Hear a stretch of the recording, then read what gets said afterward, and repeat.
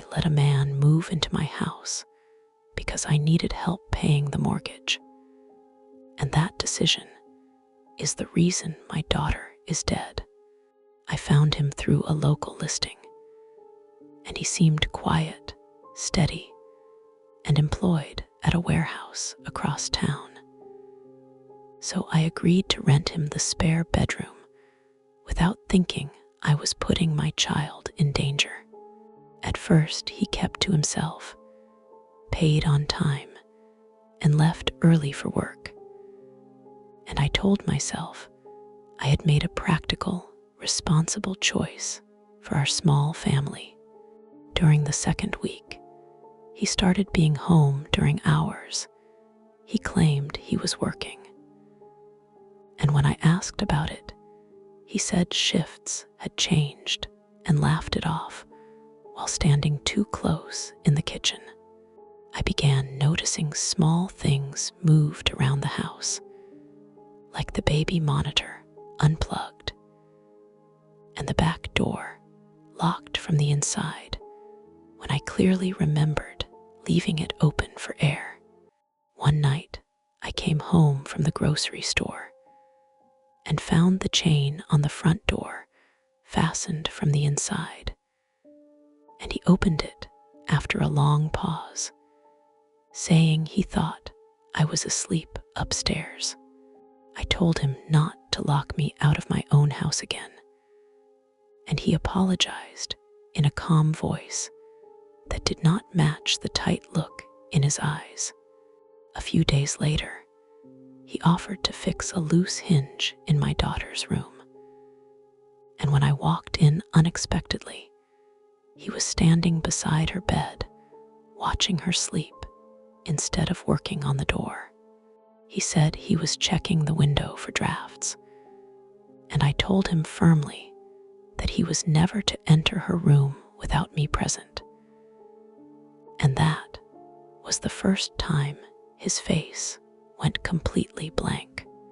After that, packages I ordered began disappearing before I could bring them inside.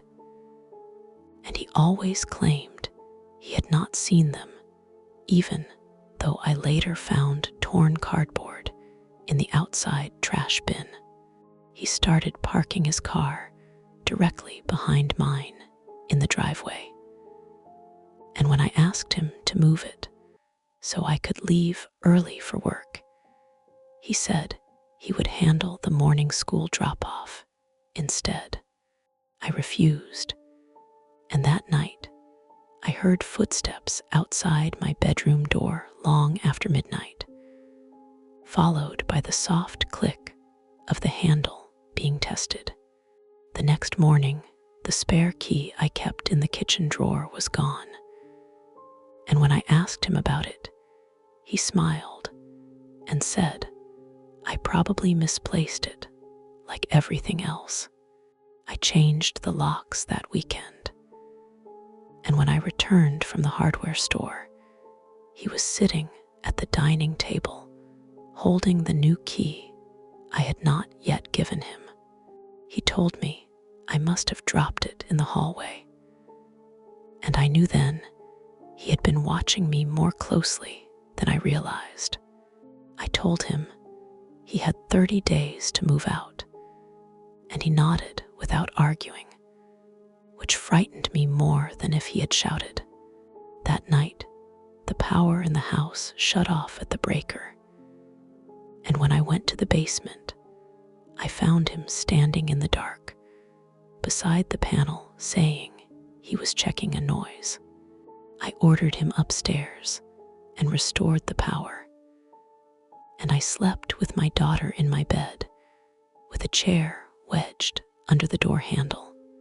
The following afternoon, I came home to find the chain on the inside of the front door fastened again. And this time, he did not answer when I knocked. I circled to the back and found the sliding door blocked by a heavy dresser that had been moved from the hallway. I forced my way in through the garage window, and I heard him moving quickly upstairs while my daughter was crying from her room. When I reached her door, it was locked from the outside with a small padlock I had never seen before, and I had to smash it with a hammer from the toolbox while she screamed inside. He stood at the end of the hallway watching as I carried her out, and he said I was overreacting and that he was only trying to keep her safe from me. I told him to pack his things immediately and leave, and he walked into his room and shut the door while I held my daughter and waited for him to come back out. That's when I thought it was over. I had no idea what was about to happen next. The story isn't over. Subscribe the channel to continue. He did not pack his things, and instead I heard furniture scraping against the inside of his bedroom door, as if he were barricading himself in while we stood in the hallway. I carried my daughter downstairs and grabbed my phone to call a locksmith for the morning. And when I looked up, he was already at the bottom of the stairs, holding my car keys. He said calmly that no one was leaving the house until we talked, and he slipped the keys into his pocket while stepping between me and the front door. I tried to push past him with my daughter in my arms, and he shoved me hard enough that I hit the wall and nearly dropped her onto the tile floor. I ran toward the kitchen to grab a knife, but he caught my wrist and twisted it until the knife clattered away, and my daughter began screaming so loudly she started coughing. He dragged me into the living room and kicked the phone from my hand, and I watched it slide under the couch while he locked the deadbolt and pocketed that key as well. I told him he was scaring my child and that he needed to leave immediately, and he responded by pulling the curtains closed and unplugging the Wi-Fi router from the wall. He said he had nowhere else to go, and that this was his house too because he had paid rent, and he insisted we could solve everything if I would just sit down and listen.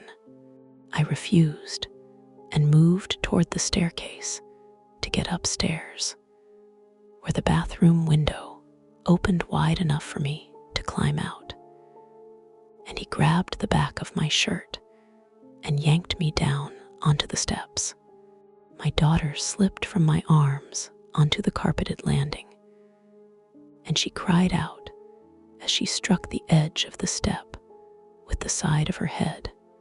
I lunged for her, but he wrapped his arms around my waist from behind and dragged me backward while she lay stunned on the stairs. I kicked and clawed at him until I broke free, and I crawled up to her and saw blood running from her temple onto the beige carpet. He stood at the bottom of the stairs, breathing heavily, and said it was my fault for fighting him, and he took a step upward as I pressed my hand against her wound. I screamed for help through the closed windows, but the street outside was empty, and the curtains blocked any clear view from neighbors. He reached the top step and tried to pull her from my arms, saying she needed to calm down and that I was making things worse. I shoved him back with all my strength, and he lost his footing and fell down the staircase, striking the railing before landing hard at the bottom. I did not wait to see if he would get up, and I ran into the bathroom carrying my daughter while locking the door and forcing the window open. I lowered her carefully through the opening and dropped down after her into the narrow space beside the house. And I ran barefoot across the yard toward the nearest neighbor's porch. She was not crying anymore, and her body felt heavier in my arms as I pounded on the neighbor's door with both fists. When the neighbor opened the door and saw the blood, she called for an ambulance immediately, while I knelt on the porch, holding my daughter's head against my chest. I kept speaking to her and shaking her gently, but her eyes stayed half open and unfocused as sirens approached in the distance. At the hospital, they took her from my arms and rushed her through double doors, and I stood in the hallway covered in her blood while nurses moved around me. A doctor came out less than an hour later and told me the impact on the stairs had caused severe brain trauma that they could not reverse. The man who moved into my house survived his fall with a broken arm and a concussion, and he was gone from my life after that night. But my daughter never came home again. I rented out a room to cover a mortgage payment, and I ended up carrying my child out of our house while she was dying because I ignored every warning sign that was right in front of me. One last question.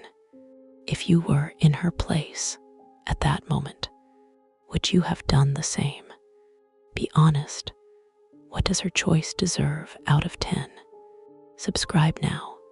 The best story is coming next.